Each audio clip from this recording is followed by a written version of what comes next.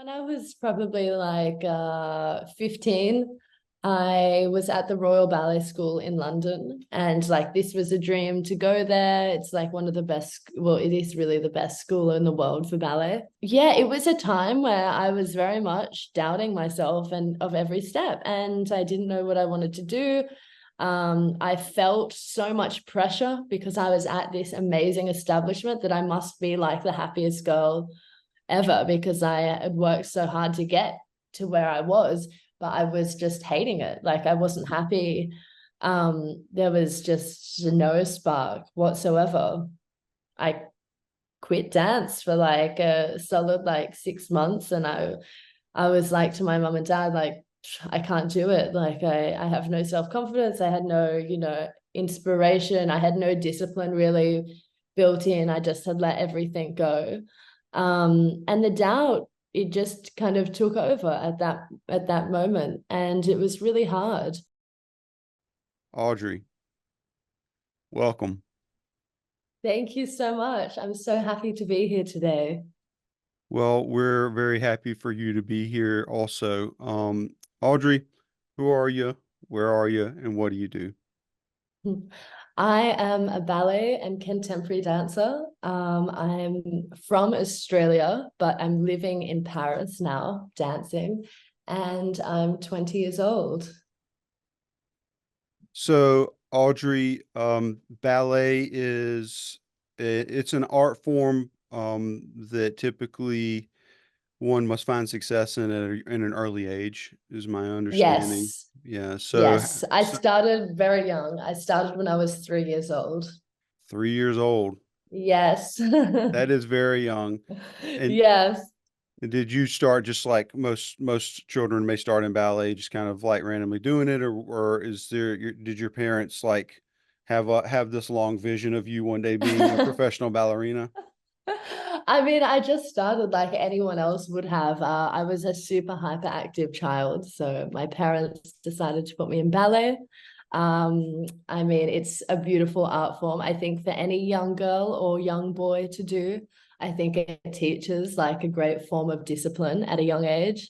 Also, I loved music, so to be able to dance to music and also a nice way to meet friends at a young age. I loved it. But I definitely didn't start off like amazing, or I definitely wasn't naturally blessed with like the best everything. So it was a great start. It was a great thing for me to do when I was young. So how old were you whenever it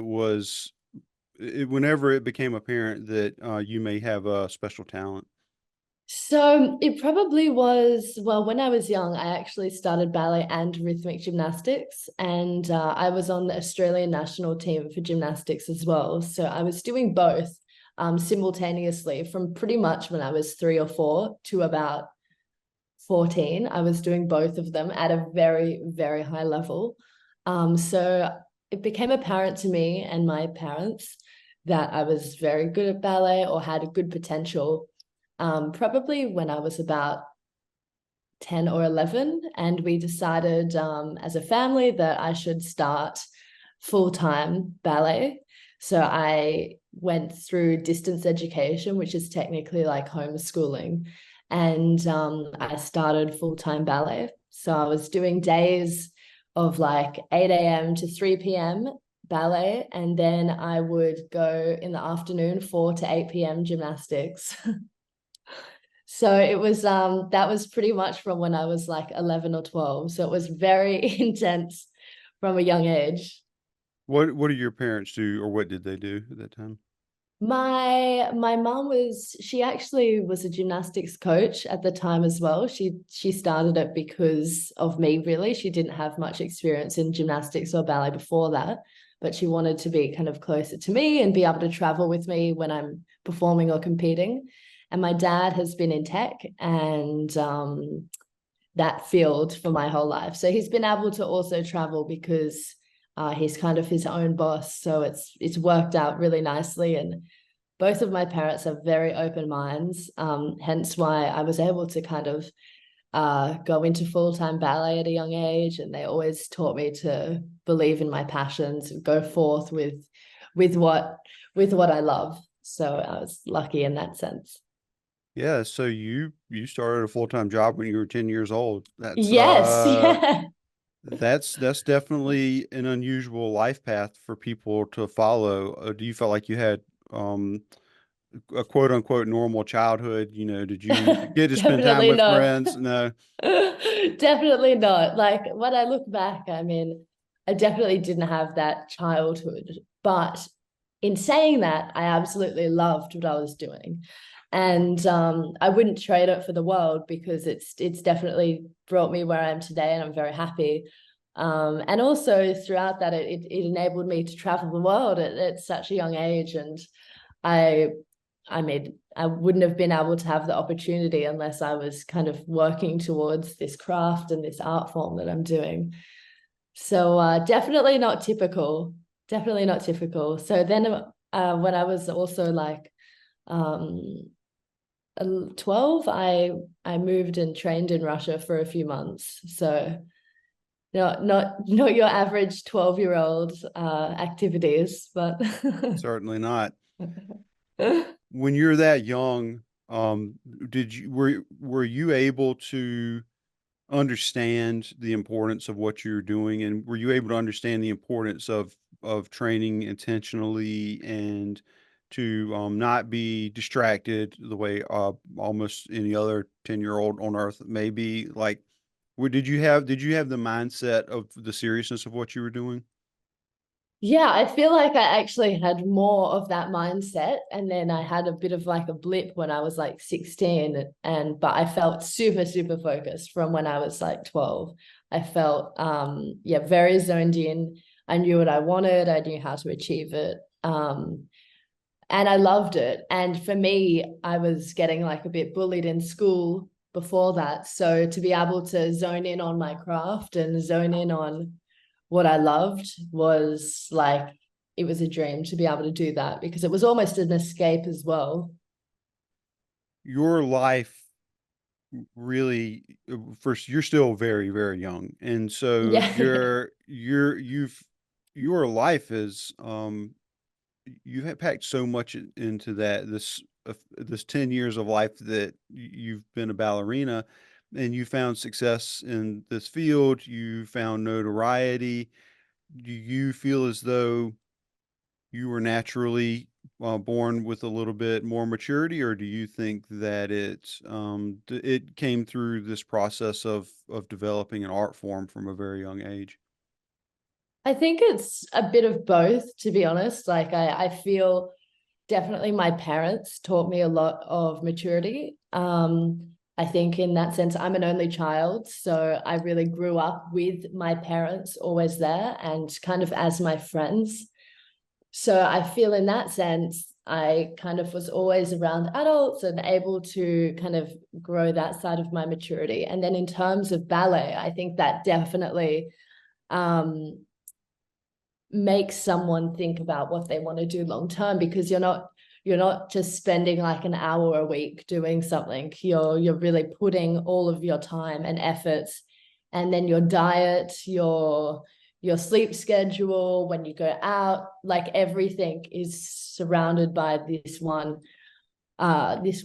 choice that you set your life to. So I think that grew like a lot of maturity as well, and having to travel. And so I think it's a bit of both. Like I don't think I was born more more mature. I still think I'm pretty immature in many ways, but in that sense, yeah, yeah, I suppose.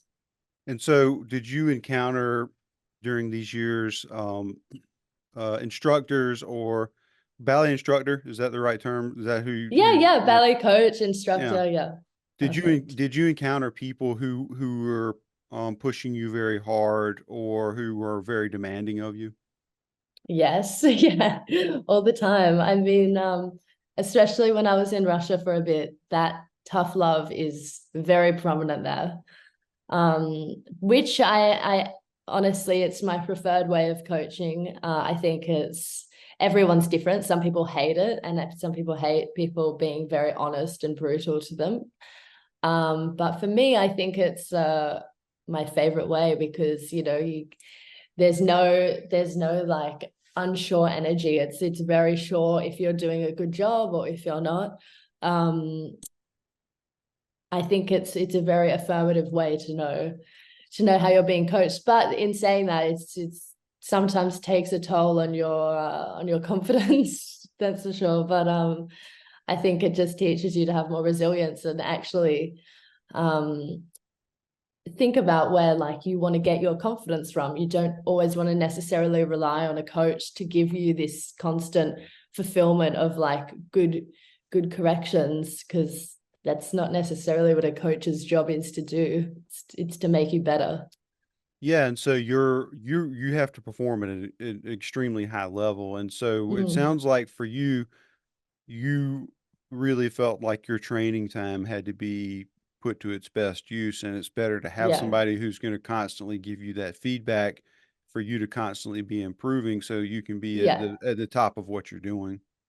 Yes, yeah, absolutely. I definitely agree with. I think the older I've gotten, I think it's really important to have quality over quantity of training. When I was younger, I would do a lot of hours, but maybe like I could have done a bit less and then rested and recovered and had more intense trainings like during the time. Because I think that, you can take in a lot in an hour or two, a 2 hour session, if it's with the right coach and you're listening to the right advice and feedback. So yeah, I think it's important to do that. So how about in performances, did you have to deal with a lot of I presume there's someone who's providing direction for the overall performance. It's an interesting Yes. art form because it's theatrical, but it's also physical, and Yes. there's not exactly a plot in terms of dialogue, but you're telling a No. story through your movements. So Yes. there's somebody directing all of this. Did you encounter a lot of people who maybe would not regard your opinion very highly in as the performer and would just kind of say, shut up and do what I tell you? Is that a common thing in what you're doing with performances? Um, I feel like everyone's quite respectful in that sense. I guess like when you're doing more of like a group piece, you have to be very like you can't just go off with your own timing. Like people don't care if it's hard, you have to do it because you have to be like within the group. But in terms of like opinion or I guess classical ballet is very traditional, so there's not much room for escaping the timing or like changing the storyline or plot. It's very much like you have to stick to these counts, and then otherwise we might swap you with someone else because you're out of time. Is there a pressing sense of there's always an understudy, there's always that you're at the ripe old age of 20 years old. There's always that up and coming 17 or 18-year old who's, ready to take your place. Do they ever kind of like throw that kind of thing at you when you're getting out of line? I mean, honestly, not so much. But I guess it's something you always keep in the back of your mind. Like you always want to be the best version of yourself.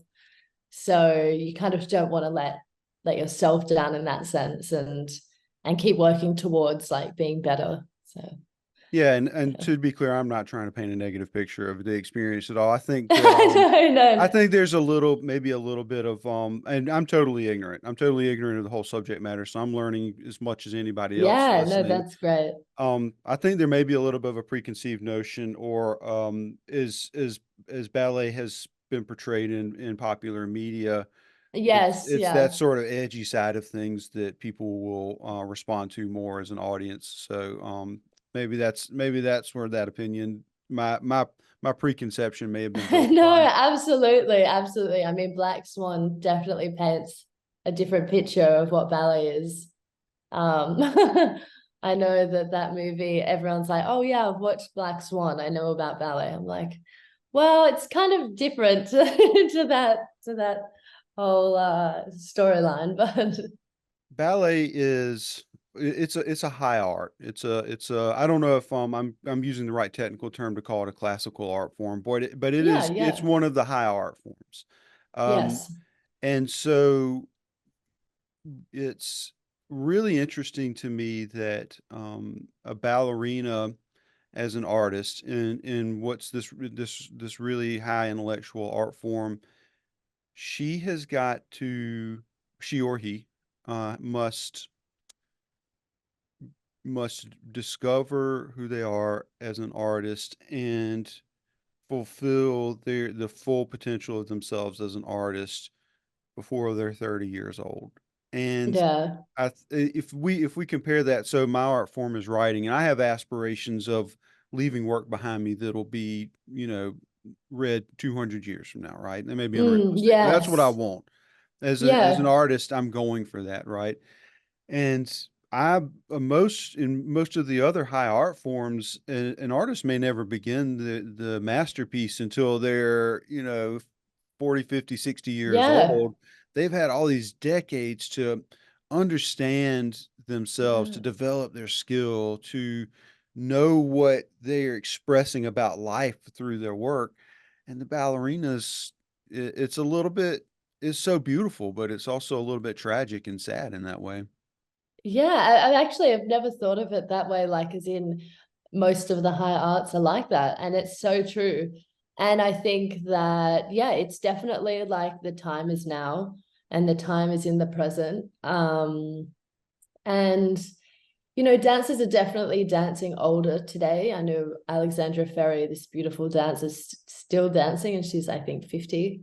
Oh, But I guess it's everyone is different, and everyone's bodies are so different, and that is the thing about it. Some people finish and they do not want anything to do with it by 2028 because it's really harsh on the body, and some people can keep going. And but it is so true. I think it's definitely something that we start super young and then we finish definitely younger than the average artist. the only ballet I've ever seen in my life is the Nutcracker. I Oh, probably I love like it. 99% of people, at least in the United States, that's the only ballet that Yes, I've ever seen. I've seen it a bunch of times though. it's Um, great, it's great. yeah, and so I've never been exposed to some of I've never been exposed to some of the bigger, more grandiose traditional ballets that are probably Yes. cornerstones of the art form. But I find it so deeply profound that you've got these people out here who are all fairly young. I'm sure they're all peak physical condition. I mean, all of you look like you've got like 0.001 body fat percentage, and you're throwing a lot of very, very small, slender people who are throwing themselves through the air and doing these things that are incredibly physical and incredibly Yeah. difficult, but they don't necessarily look like those physically strong people that you would expect Yeah. to be able to do that. It's almost this embodiment of youth and beauty in this physical form, like a manifestation of it, just blossoming and being as beautiful and powerful as it possibly can while it can. And because it's fading, I see it as this almost like a Mm. metaphor for what life is really like, and the way we've got to enjoy life at certain times, and the way we have to learn that life changes. And I that's my bent. I ramble about things in that way, but that's I what I love see it. that. Yeah, I think it's very Yeah. beautiful. Yeah, I really love that. I've never thought of it like that, but I think it's a beautiful way to think about it. And it is true because it is a time, and the now is the present, and it's always throughout my career, it's like it's now, or why wait? Like there's no point in waiting for anything that we do, and yeah, I think it's very true what you've said. So what's where are you in your career right now? What's um what are the things that are happening? What's on the horizons for you? What's the state of your career?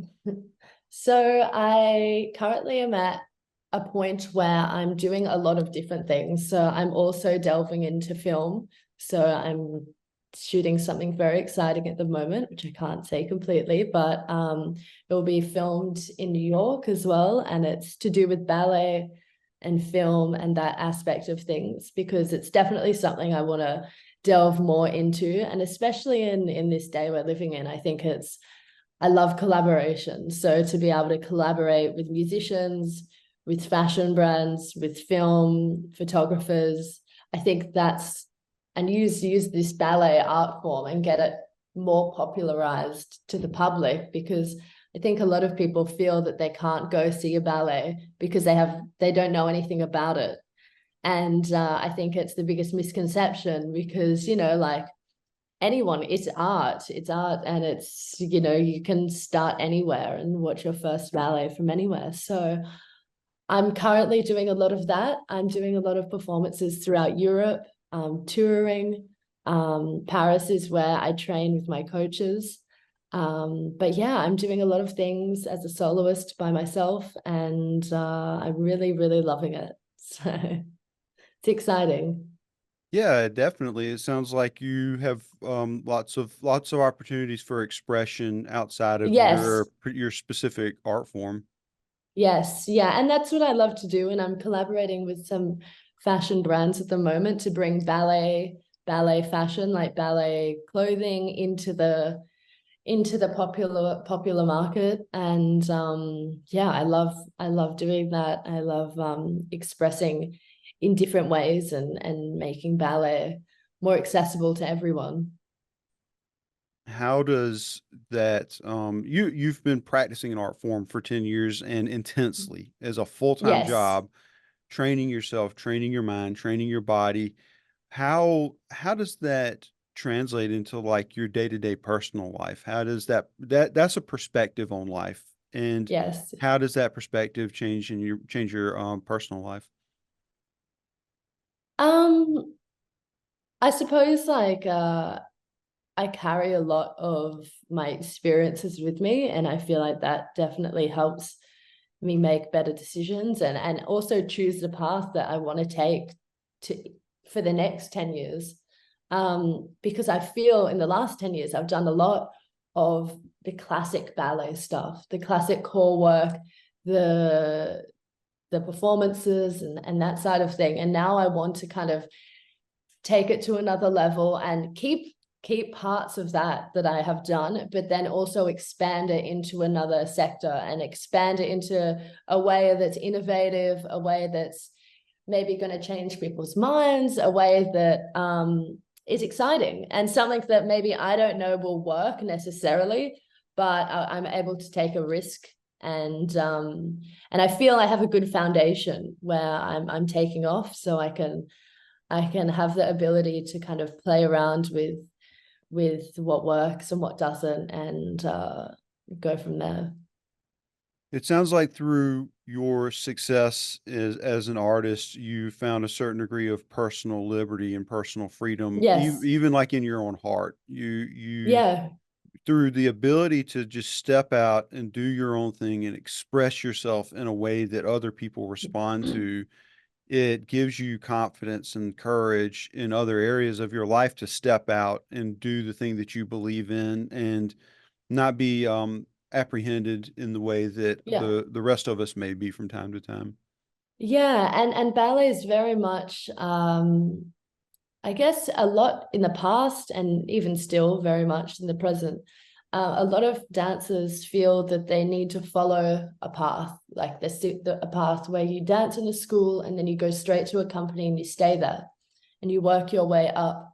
But I think as ballet is also evolving, even though it is very much set in its tradition, I think it still is slowly evolving. I think there's ways that as artists ourselves, we can become our own entity and choose where we want to go, and have more freedom and liberty within our careers. As I think we don't have to confine to one thing or one company, or one city necessarily. I think it's great to be able to, spread your wings and try different things, and kind of take your career in your own hands as opposed to waiting for a company to choose you. I think it's a great way to try and move forward. So on that note, do you think that the rise of the personal brand that has been a side effect of social media in our lives, do you think that's had an impact on the way ballerinas think about their careers? Definitely for me for sure. I can't speak on other people, but I would say yes, in some aspects. For me, it's definitely given me so many opportunities as well, outside of Just Dance alone, and it's made me, I think bigger, and I've also been able to connect with so many people via social media. I mean, I started my own company of dancewear pretty much from my social media following, so I had all of my followers get in touch and be able to purchase their stuff via my brand, which I founded in during COVID, because I had no performances or anything really going on. So Yeah, the entrepreneurialism has really taken off in the past 3 years. There's a lot of people who yes. found themselves in those positions, and you had a, even for doing something for 10 years, that's kind of like that's a benchmark a lot of people would consider for establishing expertise in an Mm, area. So, you took your expertise and turned it in a slightly different direction and found some yeah. success in a difficult period. Yes. Yeah. Exactly. First of all, I want to take a moment. I have to give a shout out to Patty at Convive Coffee in Seven Fields, Pennsylvania. And the reason I'm shouting Patty out is because she helped me think about some questions that may be pertinent to the audience today. I was sitting, it's the best coffee shop I've ever been to. It's this wonderful little locally owned coffee shop, family owned coffee shop, Nice. and all the employees are so nice, and it's a wonderful place. And I go there and write. I'm a brooding That's great. writer, so I got to go to this nice positive place so I can do my writing. And I sit there for like 4 hours at a time with Wow. after buying a $3 cup of coffee. So I owe these people something. But at any rate, I'm sitting there one day doing my thing, and it's really slow. It's hardly anybody in at this particular moment, and the baristas are over there chatting behind the counter. And I see out of the corner of my eye, one of the baristas like sticks her leg up in the air and then puts it back down very slowly and gracefully. And I thought, that is not a typical behavior of a barista No. at a coffee shop. And so I started like eavesdropping a little bit. I admit, I started, Yeah. started eavesdropping, Yeah. and she talks about being a ballerina. And so like Ah. after she talked for a little while, and there's kind of a break in the action, I called her over and it's like, hey, do you know who Audrey is? And she's like, oh yeah, I know she is. I follow her.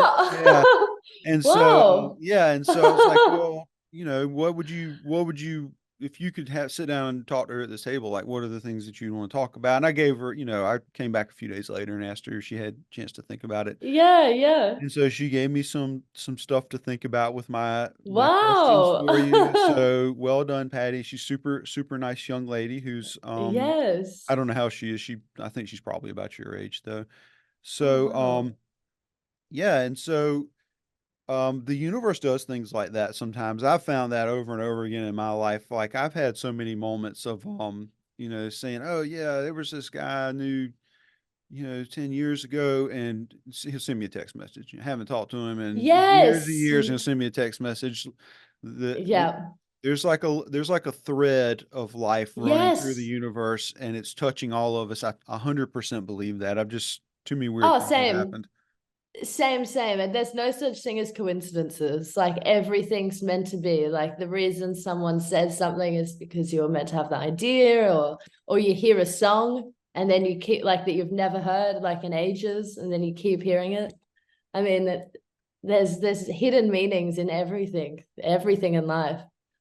It's Yeah, and crazy. I think that if you're going to be somebody who's going to endeavor to be successful and particularly in a creative field, and you're going to go out Yes. there and you're going to find success, you're going to develop yourself as an artist and develop all of the sensitivity and vulnerability and dedicate the time to something that's not, if you're dedicating your time to studying finance or something like that, you're going to get a return on your investment. I mean, it's almost Yes. guaranteed.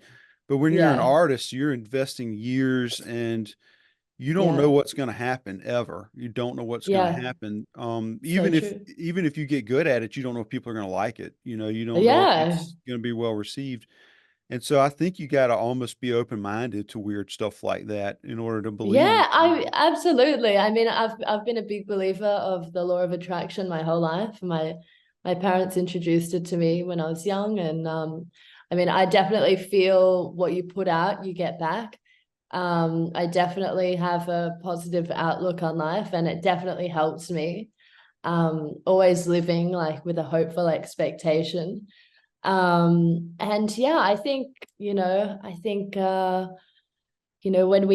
we take a risk, I think the universe rewards us. And sometimes it won't the first time or the second time or even like the third time, but I think definitely like the more persistent and the harder you work, the luckier you get, you know? I think it's I think it's a solid foundation if you're working hard and putting out good energy and constantly at your grind. I think you're bound to get some sort of reward, even if it is just a reward within being proud of yourself. I think that's a big enough reward as well sometimes. Yeah, and so we've talked to at this point artists and uh, athletes and people who are successful at they're doing their own thing, going out and saying it's me, Yeah. I'm in the world, I believe in myself, I'm working as hard as I possibly can. I'm gonna go out in the world and get my dream from the world. And in particular, talking to Eric Kennard, who's Olympic gold medalist in high jump, Wow. and he was constantly talking about the focus of his life just all the time, 24/7. He's driven, and he's in a similar situation as an athlete that there's a window of life where he he like there's a point where he figures out I might be the best in the world at what I'm doing. Wow. I'm one of those people. I just, lightning struck in this lifetime and I might be the best in the world at what I do. And that he has to make decisions at a very young age at that point, little older than you, but still Yeah. younger than I was making these serious decisions. And he that changed so much about his life because he had to develop discipline. He had to look at his skills and say, I have to put everything into the skill development. Like I have Yeah. to. That's what Yeah. I have an obligation to do this because there's an opportunity that, I've been blessed with this opportunity. I've Yeah. got to take it. And so the moment you have a realization that you're really good at something and that other people stop and look at it and are like, you're really good at this, and you start to feel that, you have all these internal things start happening like ego and insecurity and a whole bunch of stuff that goes on. But I think that you feel like, okay, sacrifices are going to be made, and Mm. skills suddenly become something very important. And so a lot of the people, what I'm babbling about is that a lot of people who I've talked to who have that level of success, they believe in magic. They really believe in Mm. magic. And it's funny because you say, well, you're good at what you do. You're making the magic, and that's exactly true. They're making that magic Yeah. happen. Yeah. Yeah, absolutely. It's a great saying, like the harder you work, the luckier you get. Because I think you create the momentum. And I know myself when I don't work hard or I take a few days off and then I'm kind of like just kind of in this zone where I'm not really committing myself. I'm like, there's no momentum, there's no magic. So then to create that momentum and that energy again, I have to just put in the hard work. And then, a few days into that, then I start feeling this momentum and the energy starting back, and I'm ready again. And I feel like, there's no one. The thing is, you can have inspiration and motivation, but that comes in waves. But like the thing that you need to have is discipline, because that is what will create the inspiration and motivation. Yeah, it's many, many small successes and victories on a daily Yes. basis that Yeah. it Habits. both that you achieve success through, but also that'll wear you down. Mm. It's a double-edged sword in a lot of ways, Yeah. and that Yeah, discipline's absolutely. what gets you through it. Yeah, it's the hardest as well. Like for me, discipline was easy at a young age. I mean, well, not easy, but definitely it came easier. And then when I hit my teens, I was sort of rebelling a bit and like not as disciplined. And then I had to kind of create that sense of discipline all over again. And it's not easy. It's not easy. Diet for now, also choosing days when I can't drink or can't go out, or it's a lot of different like battles of discipline on a daily basis. But it's definitely thinking, I think, about the end goal and the bigger picture, and yeah, working towards just a little bit every day. So one of our missions at GFDA is to reach out to people who are living their day-to-day lives, and they need to feel these things. They need Mm. to really inside of themselves have that feeling of I can make this magic happen in my life. And so as we have a corporate workshop series where we go into like these huge household brand name corporations, and we'll work with the highest performing people in our kind of in our field in that organization. And well, we'll work with executives, we work with everybody, and they we figured out how to help people kind of let go.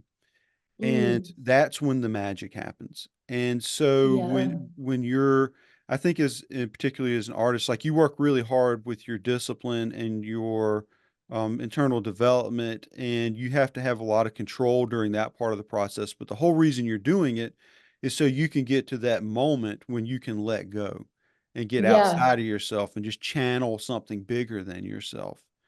Yeah. And so, having experienced that, we've really tried to bring that to our clients, and we try to bring that to our audience. And I want to take a moment and just express that I've never talked to any super high performing person who wouldn't say anybody can do this. Yeah. Anybody can tap into this. Maybe they're not born in the body to be a performance artist or an athlete, or, Mm. maybe they don't have the particular sort of neurological function that lets them put language together in a certain way, but Yeah. they got something. Everybody's Mm. got something, and everybody can make that magic happen. Yeah. Yeah, no, I completely agree. I think it's definitely a multitude of small things that put together a high performer. And also continually analyzing, I think, yourself and your goals, because the amount of times I've looked at my goals and then gone, actually, is this the path I want, or do I want to do something different that actually could take me on this other journey within my career? And I think constantly analyzing yourself, your strengths, your weaknesses, seeing what can improve, and what needs, more work, or your, even that could be in your mental capacity. Like I know for myself, sometimes I need like more concentration in certain areas, and I let go of other areas. So I think, yeah, the multitude of small things that make someone great, and also can be a downfall sometimes. How so? How can it be a downfall? Well, I feel like there's some aspects that well, there's many aspects that could bring someone down. As a high performer, I think maybe over analyzing yourself Mhm. and creating too much mental Becoming criticism. an enemy of yourself. Yes, absolutely. Yeah, I think that can be a downfall if you're constantly critiquing yourself and not letting yourself just be. And that could be as an artist, as an athlete. Because sometimes, even for myself, the best thing to do is just simply dance in the studio and forget about anything else. Just simply do the most simple thing in ballet, which is just dance, and forget about all of the other aspects that we need to remember sometimes. And I think it's being aware of what you're doing and like letting go, as you said, sometimes, and just being able to have no worries and no stress and just let go fully. That self-awareness and that self-analyzation is for a lot of people it's a frightening thing to do, especially if Yeah. you're just getting started because you don't when you start analyzing your performance and you're just getting started, you're mostly going to see things that need to be improved. I mean, Yes. almost exclusively. I think beyond that though, even for people who are willing to look at themselves honestly, it's exhausting to do. And you can very, very easily feel overwhelmed by the recognizing the places where you need to get better in order to be successful. Definitely. Sometimes it's hard to look at because you're like, shit, I have like all of this to go. But then I think it's important to like break it up into steps, like little, as you said, like little achievements, little wins on your way. Because when you climb one mountain, that's just getting ready for the next one. So I think it's important to always have small goals. So it doesn't just look like this massive mountain to climb. I've always looked at it like this, like if you walk into a room that's been neglected, it's super messy, like people have just been storing stuff in it, maybe you're taking over a relative's personal space or something, and you got to walk into this giant mess. And you walk Mm, in, you see one mess. You see one big giant mess, but you got to get it cleaned up. So what do you do? Well, what you're going to do is you're going to look down and you're going to pick up one thing. And you put that thing in a box. And you're going to look and find another thing. You're going to put that thing in a box. yes. And eventually you move to the giant stack of newspapers. Eventually you move to the piece of furniture that's flipped over. Yeah. The the point of that is that you solve the big problem by solving one small problem at a time Yes. until you've made progress. And that's true of how you make progress in every single aspect of life, regardless of what you're doing. Absolutely. Yeah, that's so true. It's really good advice as well. And I'm sure for you in your development of your career, when you go in to train and you go to improve, you don't just walk in and say, well, today I'm going to become better as a dancer as a whole. Yeah. Like just like Yeah. that, I'm going to just be better as a dancer. I'm sure you're going in there thinking about development of a particular area of musculature. You're thinking about a particular stance, a particular posture. You're thinking about the Yeah. way you feel about a particular movement. I mean, you've got to be facing those things one problem at a time as well. Yeah, absolutely. And I like to give myself tasks sometimes within the week or even a session, but definitely like when I go into a ballet class, um, I will think about maybe say one day I'll focus on artistry, so more of that, or maybe one day focus on more my technical aspects of like allegro and jumps and that side of things. And also I listen to my body as well because it is such a physical art form. You can overdo it sometimes. So maybe today my calves were super, super sore. So I focused more on my artistry. So it was less pressure on my legs, but I'm still improving a certain aspect of my performance. Um, And yeah, each week, like I'll try and give myself a task of like something to remember or to take through all of my sessions. And yeah, I think it helps, and it can be a theme. And then, for this week it was to have more passion just within every session. So how I can get more passion and love out of every work session. And it's been interesting because I really have felt so much passion, and it's just simply because I set the intention. And yeah, it's I think it's a really helpful thing to do in anything, I think.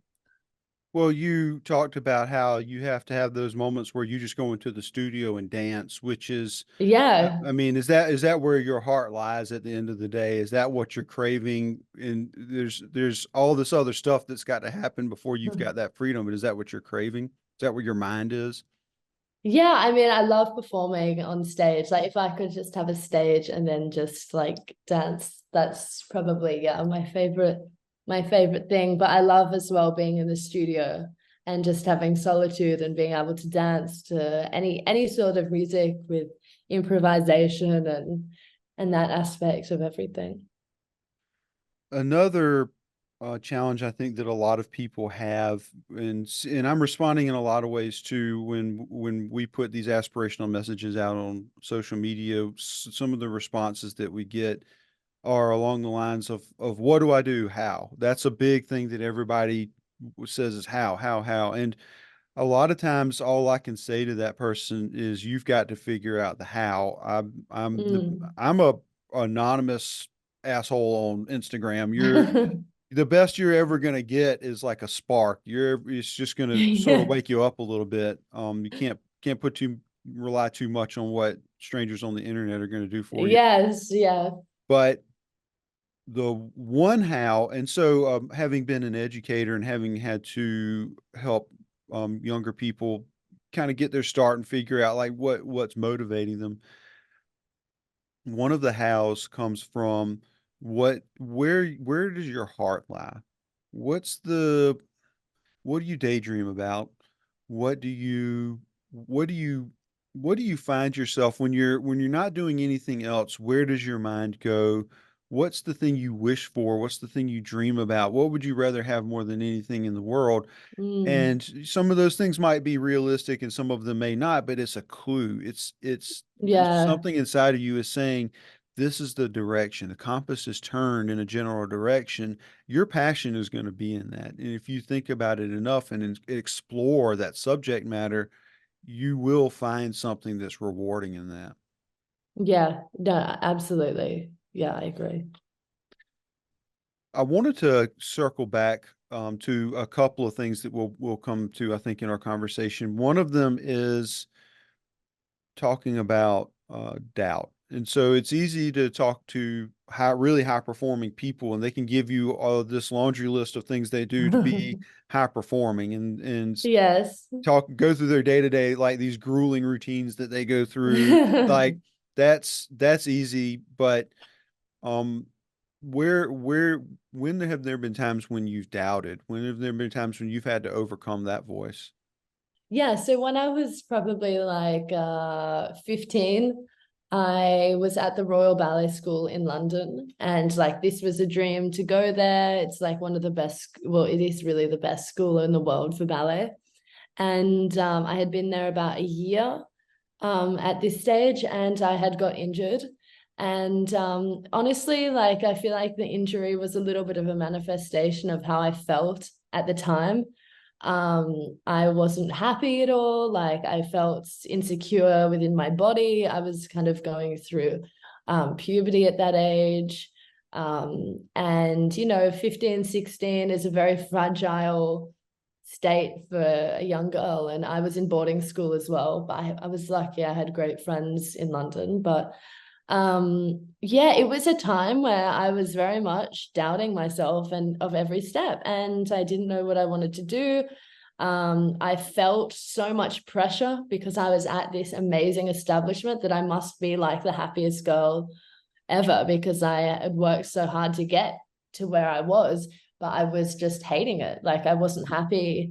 There was just no spark whatsoever.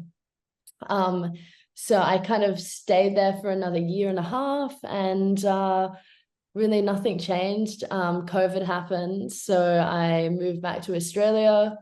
I pretty much I quit dance for like a solid like 6 months, and I was like to my mum and dad, like, I can't do it. Like I have no self-confidence. I had no, inspiration. I had no discipline really built in. I just had let everything go. And the doubt, it just kind of took over at that moment. And it was really hard.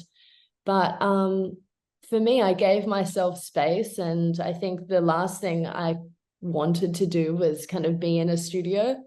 So, I just gave myself space. I gave myself time. And I think if you let something go and it comes back, then it's meant for you. And a few months passed and I started missing dance and the whole discipline of it. So I started to get back into it, and slowly but surely the love and passion came back to me. But definitely, I think the doubt and the pressure as well of being at such a high establishment of a school, and then also feeling like, why do I not like this? Like, why do I feel this way? And that was really, really a difficult time. Most teenagers aren't going to deal with such a high stakes situation, but there's definitely, I think, a moment for almost everybody when they're a teenager where they feel like it's a time in your life where you're going from one established order of the world, like in your household, with your family, with school. Yeah. Life seems pretty simple up until a certain point, and then you're making this transition into adulthood where life is extremely complicated, and Mhm. you're totally unequipped to deal with that. You're at Yeah. that moment, you are refining the tools that you need to cope with these struggles for the rest of your life. And a lot of us may be lucky to have supportive families that help us equip ourselves for Yeah. that, but a lot of people don't. And for a lot of people, their household situation that they're in puts massive pressure on them as though they Yeah. were someone in the public eye. And so I think there is something that a lot of people can relate to that, that at the end of the day, you did succumb to you did succumb to some of the negativity that we Mm. can build up inside of ourselves at that particular age. We'll say angst is, I think, the technical word for it. Yeah. May not have been exactly what you were going through, but making that connection to other Definitely people. felt like it at the time. Yeah, but what brought you out of it was being being able to let go a little bit, being able to become Mhm. quiet inside of yourself, and you really loved something. You felt love, and you were able Yes. to that love was able to, even though it had been diminished, it was able to glow back up and to reconnect with you. Yeah, absolutely. And I've gone through many moments of doubt beyond that. That was definitely the hardest. But a lot of times when I deal with doubt, I think about now the reason why I do what I do and why I love it. And I go back to the foundation.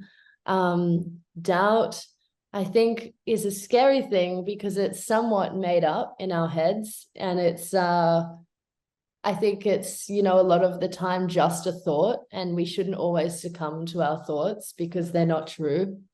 So that is what I tend to think about. And I go, like, it's just a negative outlook on something that I'm thinking about. And it's something like stress, it's a little bit made up in our heads, like we create it. So I just try and focus on refining my thoughts and making sure that what I'm thinking about is translating in a positive way to my body, and it's talking nicely about myself. And if I have doubts about myself, then why? And maybe I can do something in my daily routine that will eliminate that doubt. Yeah, that's a technique that is something you've got to practice over time, but Yes, it can help absolutely. anybody.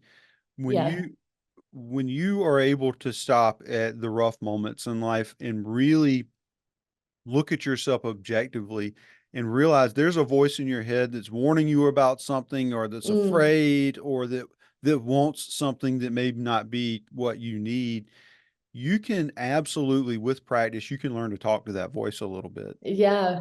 Yeah. You can learn to stop and say like, what's this voice responding to? Yeah. What's really happening here? And you begin to mitigate it. You begin to work around it. You begin to use it to your advantage. Yeah, absolutely. I agree. It's definitely something that you have to learn or um, take time to kind of practice it. And there's definitely tools that can help you like strengthen that voice in a positive way, as opposed to, succumb to the negative voice. Right. And it's almost a theme of these conversations that we have with people who have to perform at a really high level, is that over and over again we learn that you have to spend time working on it slowly but surely, and you have to accept the fact that things go badly and are Yeah. difficult when you begin, and but you can't give up and you have to Yeah. keep trying. Yeah, exactly. Because, also like if I had have given up, then I wouldn't have lived in Milan. I wouldn't have lived in Paris. I wouldn't have, this whole career that I have now. And I'm always so grateful for that hard time as well. I wouldn't trade it, because I think doubt only creates in some ways a stronger inhibition to do something, because it definitely teaches you resilience on, looking at different perspectives. But yeah, I'm grateful for all of the hardships as well, because I think it's definitely what builds an artist stronger and an athlete. Earlier, I forget exactly what you were talking about. We were talking about ballet as an art form and its accessibility.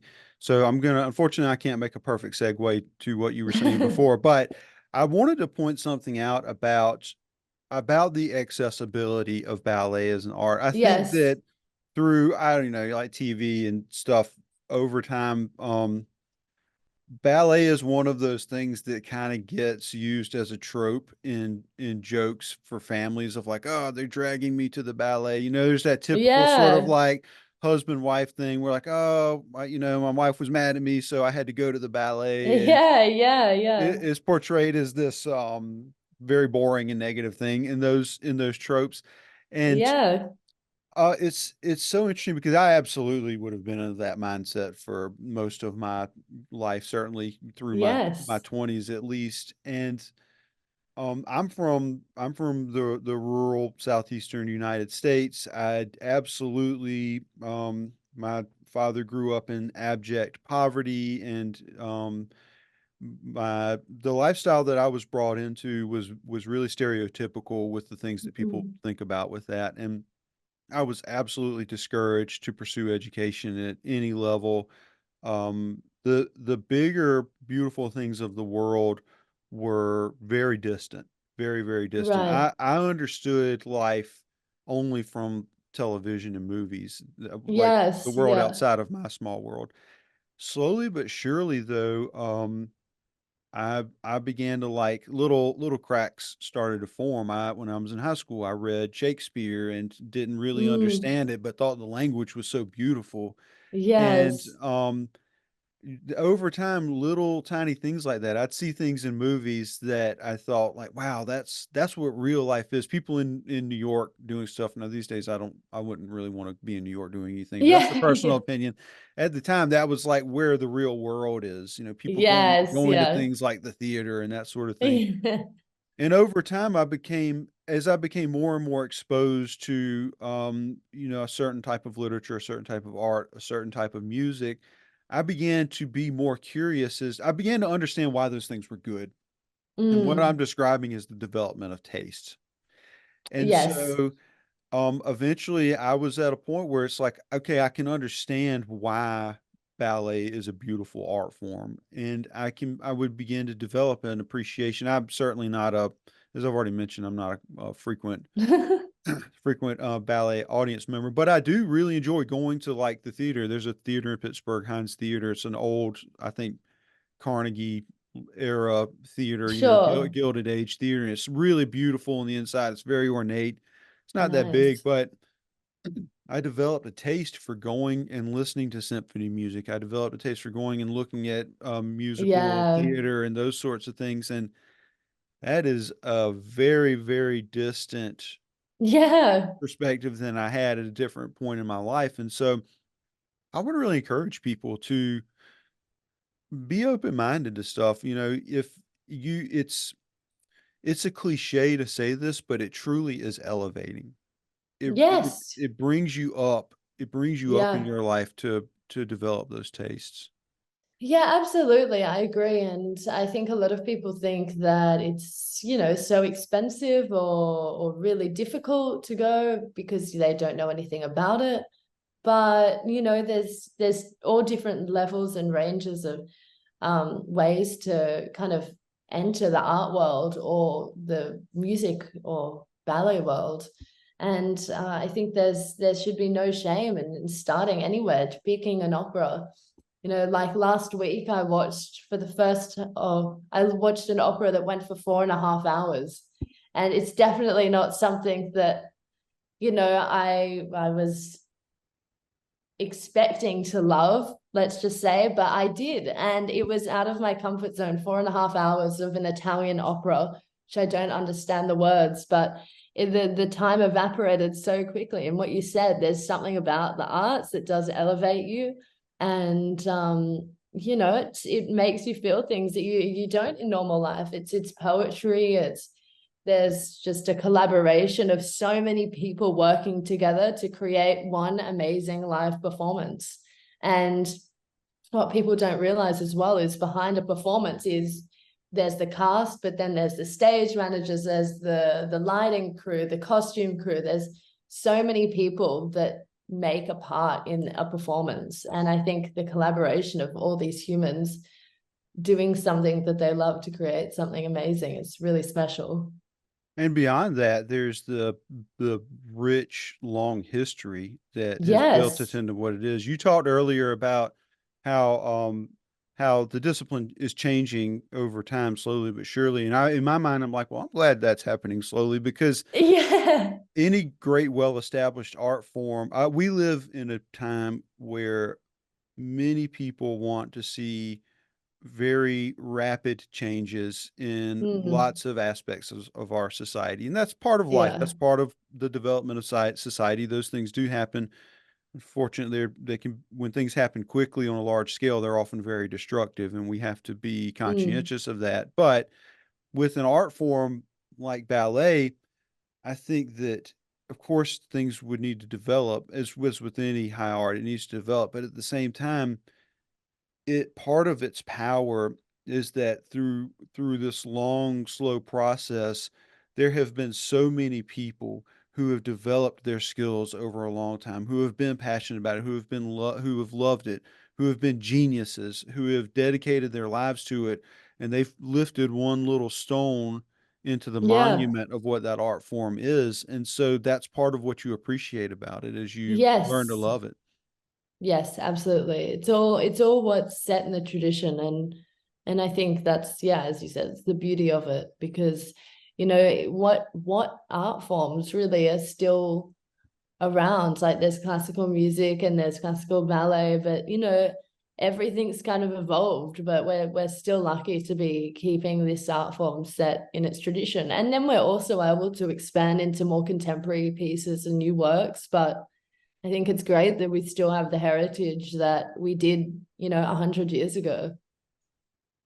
Yeah, and it's interesting when you talk about orchestra music and ballet, and there are probably others that aren't coming to the top of my mind, but Yeah, same. the Yeah, there definitely. those are high arts that require all, and you just mentioned this, but they're high arts that require a lot of people to perform at a high level in order for it to be that flawless experience that somebody can just be lost in, and that's magic in and of itself, I think. Yeah, yeah, I agree. Definitely. Do you encounter people on a regular basis that look at you as a ballerina and think like, "Oh, wow, you're like from another planet then. You're like that's not a real thing. That's not a real job that real people have." Yeah, I mean, sometimes, yeah, I think people think as well sometimes like, oh, so what do you actually do? And I'm like, whoa, wow. Like I like, did you just ask that? I'm like, what do I actually do? Like we spend 10 years, like when we're young, we start when we're 3. We train intensely every day. Like this is what we actually do. And I guess some people think like, a lot of girls, especially who I meet now, or women, they're like, oh, I did it when I was young, but then I stopped when I was, is 17 or 16 or 5. And a lot of people do it, and ballet is one of those art forms, and it's really hard. And then that was my moment when I was that age, and it was definitely like a pinnacle of like, okay, do I want to really take this seriously and give it a go, or should I just call it quits and you know get like go try something new and put all of these years behind me that I've worked so hard for. But at the end of the day, I feel like 10 years of hard work is not for nothing. So you can always put it into something. And I felt lucky to have had all of that experience anyhow. Yeah, you have one of those jobs that little kids like Yeah, dream of having, like, oh, I'm going to be a ballerina. And I know. do little kids, do they have an affinity for you because you're a ballerina? Like, does that immediately like Yes. make little kids fall in love with you sometimes?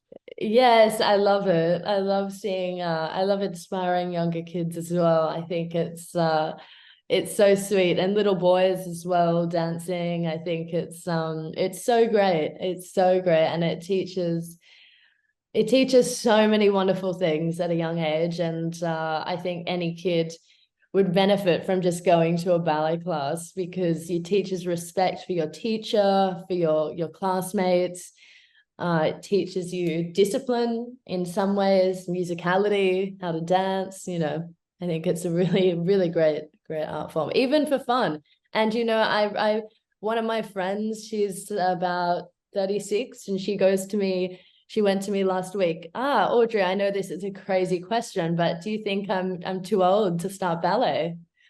And I was like, absolutely not. Like I think anyone at any age should take a class. Okay, you won't make it probably your job, but to be able to take the class and enjoy it and learn a new discipline, because it's like learning a language, or it's something fun that it shouldn't be held to this prestige that you have to be perfect. It can still be something that you try and have fun and experiment, and yeah, I think it's a great thing to try. That's a interesting way you put it as a language. When we so the native discipline of GFDA is graphic design, and Yes. particularly as people who have trained young designers, a lot of what we do is we're teaching them a visual language. And you start out by Yeah. breaking the world down into basic geometric shapes and saying like these are the ABCs of visual language, and you're going to take these and expand upon them and create variation with repetition, or repetition with variation, and change them and iterate upon them. And so having conversations with people in the plastic arts, it's easy to be able to connect on that level and talk about a visual language and how they express themselves through that visual language. But you're creating a visual language as well. It's like a four-dimensional visual language where, with the movement and the expression over the duration of the performance, that's there must be a certain intellectual component to the development of that art form when you think about it like that.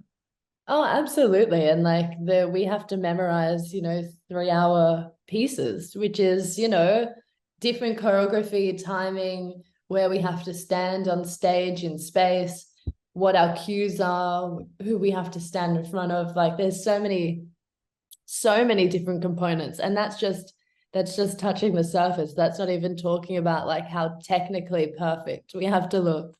And then on top of that, make it look enjoyable with our faces. You've mentioned a couple of times like the duration. So you were talking about you sat through a 4-hour opera and you have to remember. Yes. And so taking a little bit of a step back, it popped into my head that when I was growing up in my culture, such that it was there. I feel a little embarrassed talking about this, but I'm going to make a relevant No, point. I'm going to make a relevant don't. point. So when I was Yeah. growing up, like motorsports was one of the biggest things in the household, and in particular, Yeah. we had NASCAR. You familiar with NASCAR? No, I'm not. I'm not. Okay. Oh boy, man, there are probably so many people laughing at me right now. But so NASCAR is an acronym, and it stands for National Association of Stock Car Auto Racing. Okay. And NASCAR is a particular type of racing that's incredibly boring and is got a lot of money tied up in it. So starting in like the late 90s and early 2000s in the US, NASCAR became a massively profitable um, sporting event, I guess you would say. And I mean just billion dollar industry, and it was all Wow. over the place. But before that happened, it's a sport that's very old, and it's got its roots in moonshining in the Southeast. And so Mhm. people who were smuggling moonshine during prohibition in the late 20s, early 30s in the US, a lot of the a lot of the alcohol was being produced in the Appalachian mountain chain, and they would pack this alcohol in cars.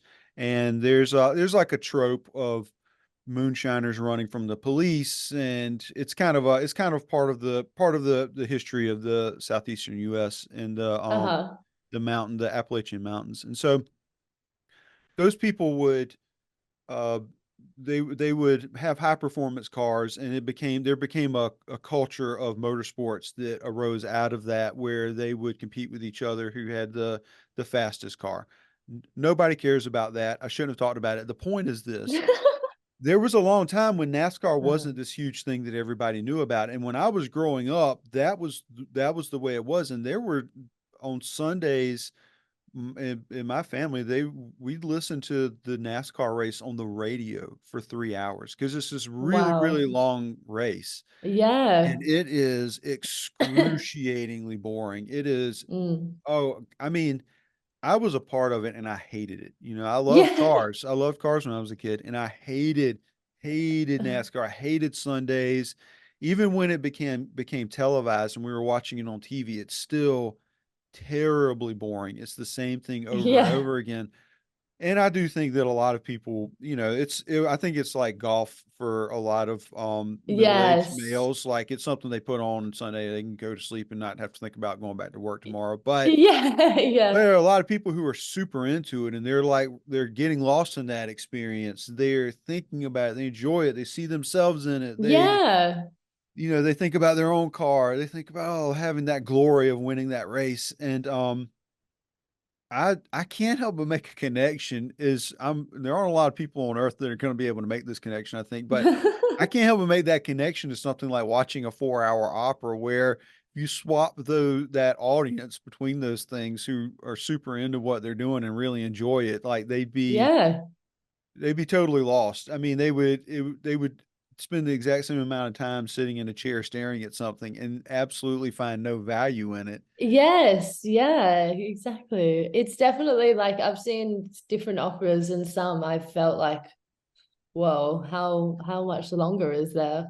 But this particular opera, I was just amazed actually at how much I thoroughly enjoyed it. And I think that's going to be the same for like if anyone visits a ballet or an opera, some you're going to connect with more than others. Like it's just the way it is. And you're only going to know by going and seeing and watching. Audrey, do you hope to be somebody who is dancing professionally for a long time to come as a Yeah, professional? definitely. I think certainly for the next 10 years, I still have a lot to achieve and a lot to accomplish in my career, and I have many goals ahead of me. So yeah, I'm excited, and I'm just always keeping my mind open for new opportunities and not constraining myself too much with yeah, things that don't necessarily blend with what I want. Well, we've talked several times now about how being successful as an artist and doing all the back end work that is required for you to be successful as an artist and achieve that external recognition of your talent, that it almost gives you it gives you a launch pad almost to accomplish other things in your life. And so do you feel like that's what your extended career will, I mean, I assume most ballerinas have got to sit down and think about, you know, what they want their Yeah. careers to be after dance, and if they're going to be Yeah, realistic. Do you think that helps you absolutely. have that power? For sure. It's something that I've definitely been thinking about a lot. And for me, I'm always pre-paving like where I want to see myself in 10 years or 15 years. And I think it's super important for ballet dancers to think of this, especially because many people settle in a company and then they'll, you know, hit 30 years old and go, oh shit, like what do I do now? Like, I guess I become a teacher, or and some people would love that. And that's certainly something that a lot of people choose to do. But for myself, I really want to try and innovate what I've done and what I'm doing and continue on this path and try and collaborate in different sectors like fashion and music and bring what I've learned in this traditional art form and obviously keep the classicness of it and yeah, bring it into different mediums and continue inspiring people and working on new projects with cool people and performing in new theaters and all of these exciting things. Audrey, in your 20 years of existence on planet Earth, what do you consider to be Yes. your greatest success? Oh God, that's a really hard question. I feel like, oh God, that's really hard. I don't think it would be an achievement that I've accomplished and like I've won. It wouldn't be any competition I've won, even though there've been really hard things that I worked hard to accomplish.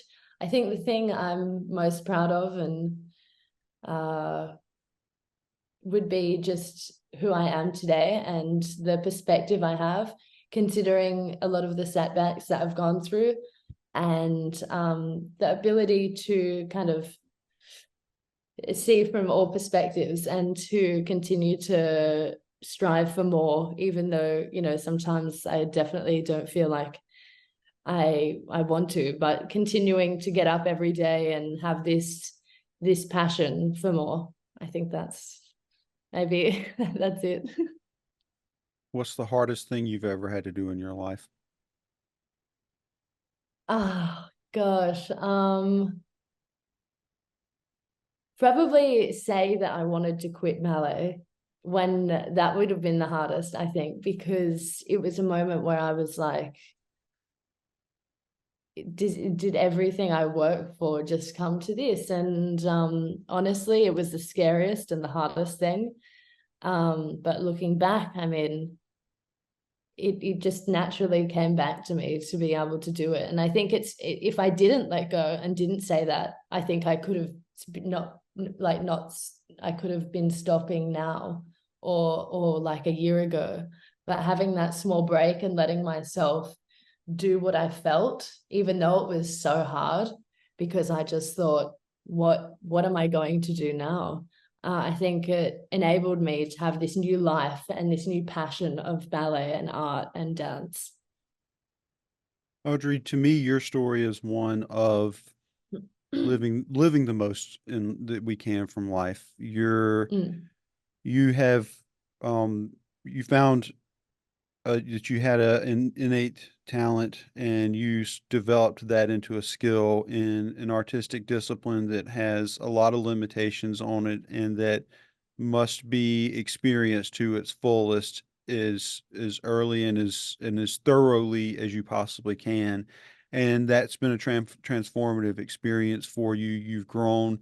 You present yourself as somebody who's well beyond her years. That's one thing that I would absolutely say to you is that if we began talking, I would not believe that you're 20 years old. And I was surprised when you said that. I knew you must be young as a professional ballerina, but you certainly present yourself as somebody who's much more worldly and much more seasoned than most people at that age. You're about light years ahead of where I was when I was 20. And Oh, so you've you have gotten so much from life already. And I think that's something really that anybody should pay attention to, anybody should aspire to, that even if they're not going to achieve the same things that you've achieved at your age, regardless of how old they are, stop, look at what's in your life, look at what opportunities mm, there are there, look at what wonderful, yeah. beautiful things there are there, and go get them. Take the time, do what you put in the work, go get those wonderful things and live life as much as you can.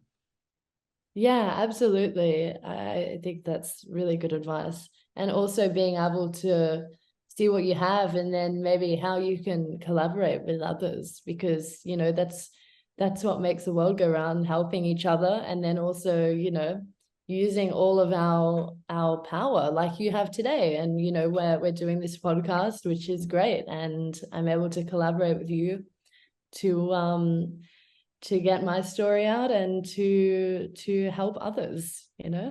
Absolutely. And that's a necessary requirement for growth as well, is to get perspective from other people, finding people you can trust, finding people who are also aspiring, who are also trying to get the most out of life, who have also developed their skills, finding people who are a good match for your passion, a good Mm, match for your skill development, who can be proper partners for you, who can challenge you, who can help you face more difficult things and do things that you didn't think you could do before. That's yes. absolutely so important and so necessary, and I'm glad that you've been able to share that also. Thank you. You're welcome. So, Audrey, how can people connect with you both in social media? And of course, we'll annotate everything in the usual places, but how Yeah, can they connect with you sure. on social media? What sort of projects would you like to lead them to? You said you have you said you're working on a production that's not going to come out. Share, what you think the timeline for that might be. So I've asked you a whole bunch of Yes. stuff in succession there. I'll let you, I don't want to trip you up too much. Yeah, well, the best way to stay tuned with me is my Instagram. So my Instagram's at Audrey Freeman, which is probably in the podcast notes. Probably. um, and my company is called Sportive AF, and it's an all sustainable dancewear company. It has all like tracksuits. It's made for anyone who loves dance or simply just wants a cool tracksuit. It's sizes from like triple extra small to triple extra large. And yeah, it's inclusive for everyone and made sustainably. So my next projects are upcoming and you can follow them all via my social media on Instagram. So, of Audrey, sincerely, thank you so much for the time that you've given us and the things that you've shared with us course. today. Very grateful. And we'd like to thank everybody who listened, and we'll talk to you next time.